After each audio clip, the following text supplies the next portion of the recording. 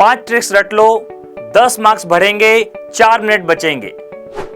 Hello दोस्तों, आप सभी लोग क्वांट में स्कोर बढ़ाने के लिए बहुत मेहनत करते हैं, तो ये वीडियो आपके लिए बहुत लाभदायक होगी। अगर आप इस वीडियो में दिए गए 5 तरीकों को फॉलो करते हैं तो आप अपने एग्जाम में 10 मार्क्स बढ़ाने के साथ साथ 4 मिनट्स बचा लेंगे। तो ये वीडियो अंत तक जरूर देखें। बात करते हैं पहले तरीके की। एसएससी की प्रत्येक परीक्षा में कम से कम एक क्वेश्चन ट्रिपलेट पर आधारित पूछा जाता है।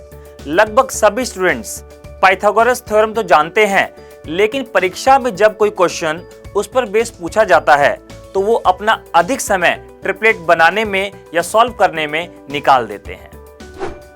अगर आप इस टेबल में दिए गए ट्रिपलेट्स को याद कर लेते हैं तो आप एग्जाम में क्वेश्चंस का सॉल्यूशन बहुत जल्दी निकाल सकते हैं।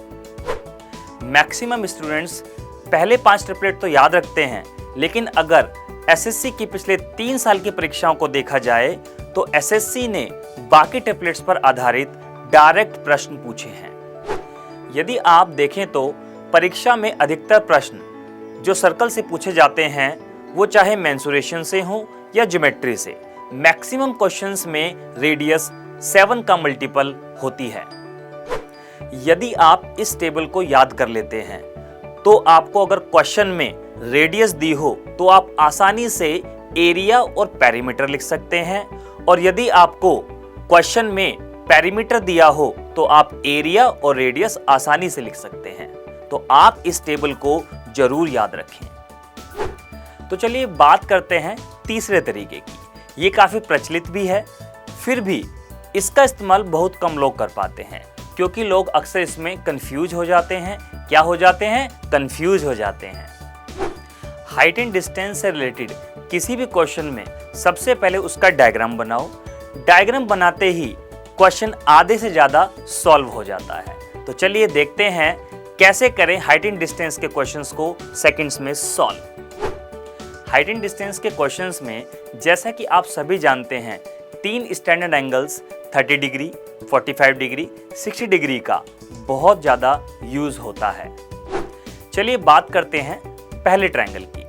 इसमें परपेंडिकुलर, बेस और हाइपोटेन्यूज का रेशो होता है 1:√3:2। दूसरे ट्रायंगल में यही रेशो होता है 1:1:√2, और तीसरे ट्रायंगल में यही रेशो होता है √3:1:2। अगर आप इन रेशोज को याद रख लेते हैं तो एग्जाम में अगर आपको परपेंडिकुलर, बेस, हाइपोटेन्यूज में से कोई भी एक दिया हो तो बाकी दोनों का आप आसानी से पता लगा सकते हैं, जिससे आप एग्जाम में बड़ी कैलकुलेशन से बच पाएंगे और क्वेश्चंस को कम समय में सॉल्व कर पाएंगे। चलिए दोस्तों बात करते हैं चौथे तरीके के बारे में। इसमें हम squares, square roots, cubes and cube roots के बारे में बात करेंगे।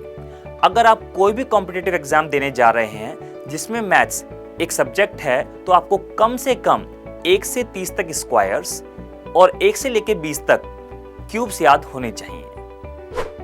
ये सभी अलजेब्रा के क्वेश्चंस में भी इंपॉर्टेंट रोल प्ले करते हैं।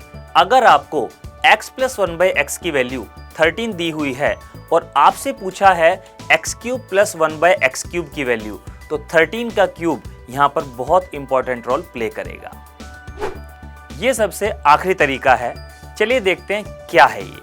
Percentages, fractions. If you know how to convert percentages into fractions and vice versa, then you can save time in your examination. इस टेबल में आपको एसएससी में आई हुई मैक्सिमम परसेंटेजेस दी हुई हैं। अगर आप इस टेबल में दी हुई परसेंटेजेस एंड फ्रैक्शंस के कन्वर्जन को याद कर लेते हैं तो आप सवालों को बहुत आसानी से और जल्दी सॉल्व कर पाएंगे। ऐसी ही और ट्रिक्स के लिए जुड़े रहें ग्रेडअप के साथ। प्रेप स्मार्ट, स्कोर बेटर, गो ग्रेडअप।